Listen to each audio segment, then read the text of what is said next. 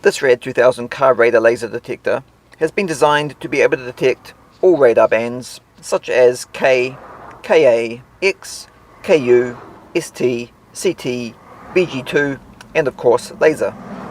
It has all the basic features you would want from a car radar laser detector, including a dimmable display, eye protection mode, night mode, bright mode, and an auto mute function. auto mute on. And it's basically a plug and play device straight out of the box. So all you need to do is turn it on. Safety early warning video system is booting up city mode.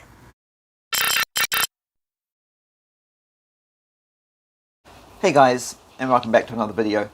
If you're new here, hello and welcome to my channel, and I hope you like today's video. If you like smart home and automotive technology content, then hit that subscribe button, because that's what you're going to see on this channel. In today's video, I'm going to be reviewing this RAD2000 Car Radar Laser Detector. This appears to be quite a popular selling product online, and it's incredibly cheap as well, at only $22. So I wondered just how good it would work for that price. But at the same time, I did not expect amazing results from it. And after now testing it for the last 2 weeks, for me personally, I did not have a lot of success with it at all. But that was totally expected, so I am not really disappointed by that, especially for the price it cost. Generally with car radar laser detectors, it's best to buy one that is designed specifically for your country and its frequency bands, as the results can be different for all countries. But to buy a really good one that you can trust will work will cost you a lot of money, and definitely a lot more than $22. And all that being said, I thought it would still be interesting to review this device on the channel, anyway, due to its popularity. This device is designed to detect all radar and laser guns, using all the common bands, such as K, Ka, X, Ku, ST, CT, as well as VG2 and laser. A lot of people don't know what VG2 actually is. VG2 is basically another frequency band used by the police, which can detect if you're using a radar detector in your car. So this is a very useful feature to have, for example, in countries where radar detectors are illegal to use. And of course, it's designed to detect problems from the front and the rear of the vehicle. However, if you have no rear window like me, then it is not going to detect problems at the rear of the vehicle at all. Like a lot of radar laser detectors, this one is also said to be designed with anti-false triggering technology. And as far as alerts go, it will give you an audible speech warning first, before then continuing to beep when it has detected a problem. And that beeping can be quite loud as well, but of course the volume is adjustable. Many times when pulling up to traffic lights, it would warn me about a Ka band detection, and I would notice a lot of people would be staring at me because of how loud it was. It does of course also have a visual warning alert as well on the display, including a signal strength meter, but for me most alerts were detected at full strength. It's a very lightweight device as well. I do like the size and design styling of it as well. It's a very flat, square edge design, which I personally think looks better compared to the design of other radar detectors which use the more round edged corners. Like most car radar detectors, it can be attached to the front windscreen of your car using this suction cup mount, as we will do now. It just sticks onto the windscreen, and then at the back of the radar detector you can see there's a slot there, and it just slips over the little hook, like that. It can also be very quickly and easily removed from the windscreen using the eject button at the back here. Just press that down, pull it forward, and it comes off the windscreen, which is a great feature to have because it's best to remove it from the windscreen when your car's parked, just so it does not attract the attention of thieves. A lot of these eject release buttons on these car radar detectors can be very hard to press, to the point where it makes it very difficult to remove it from the front windscreen, so a lot of people won't do it. So it's good to know that you're not going to have that problem with this device. Okay, on the top of the device we have 4 buttons: dim, mute, iMute, and city. The dim button is used to control the brightness of the display screen. Eye protection mode, night mode, bright mode, eye protection mode, night mode, bright mode. The mute button is of course used to mute the volume when long pressed, and it also serves as the volume up button when short pressed. Mute on. Mute off. And the iMute button is used to enable and disable the automatic mute feature The automatic mute feature is designed to automatically mute the volume for long, sustained alerts. So this means that when an alert is detected, a voice will still notify you of the alert, but the following beeping sound will be completely muted, as opposed to the continuous beeping when the iMute feature is disabled, which it is by default.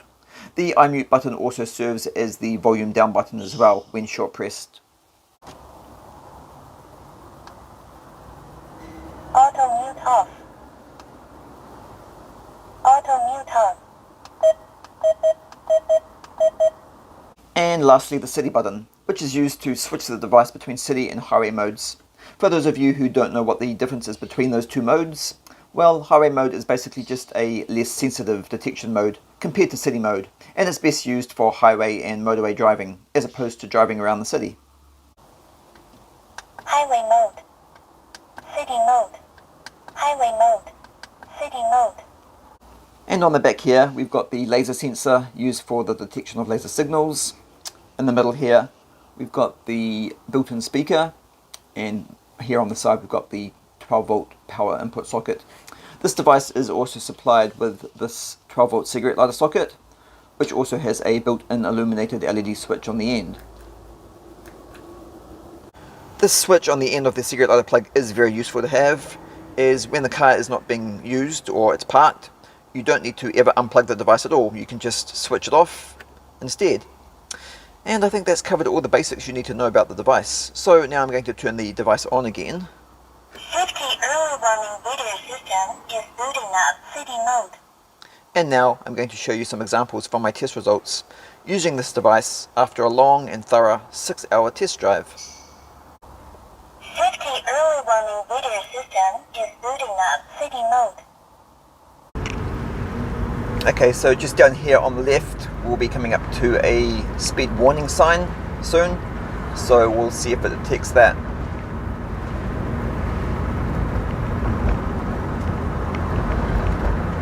So it's just on my left up here now.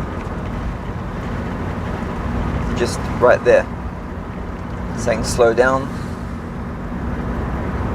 But unfortunately, the radar detector did not pick up on that. Coming up to a busy intersection now with traffic lights. Attention please, GA. And as you can see, it picked up on that, no problems whatsoever.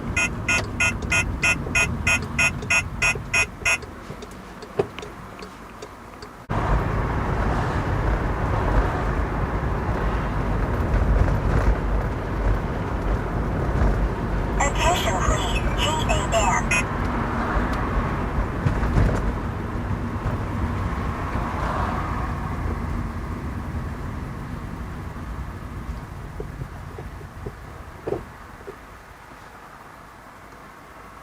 Attention please, GA.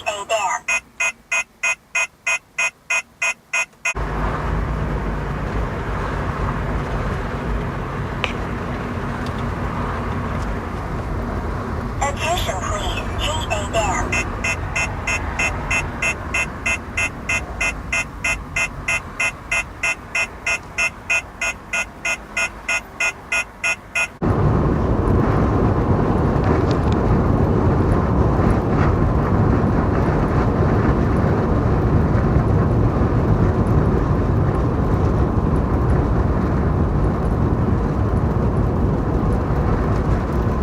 Okay guys, that brings us to the end of another video.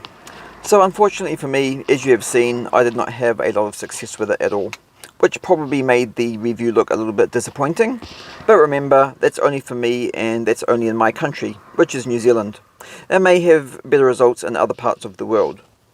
I will also note that in the box it is supplied with, it comes with this anti-skid mat, which you can use to mount it on the dash instead of the windscreen, if you wanted to. So we'll just try that out now. It's very sticky, feels really weird on your fingers. Just take the radar detector off the windscreen, put it onto the mat. Yeah, it's very sticky, it's not going to go anywhere. But personally, in my opinion, the best place for it is the windscreen. I did also notice that the display screen could be quite hard to see sometimes in very bright lights, mainly through the day of course.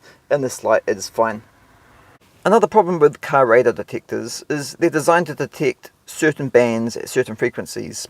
And the problem is that over time, those frequencies being used by the police will change.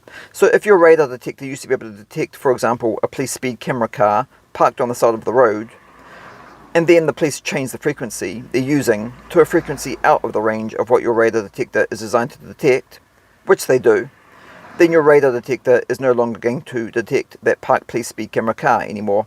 And for that reason, when buying a really good radar detector, you need one that is designed specifically for your country. And that's when it usually also becomes an expensive investment. Okay, and lastly, just before it gets too dark, of course being able to detect fixed pole speed cameras will never be possible with a device like this, as it's not GPS, nor is it designed to be updated, which is extremely important as new speed cameras do turn up in new locations at times. Anyway guys, that's it for today's video, so thank you so much for watching. If you already have one of these RAD2000 radar detectors, and have had a lot of success with it, then please comment down below. This can greatly help others who are intending to purchase one for themselves and are wondering how good it will work in their country.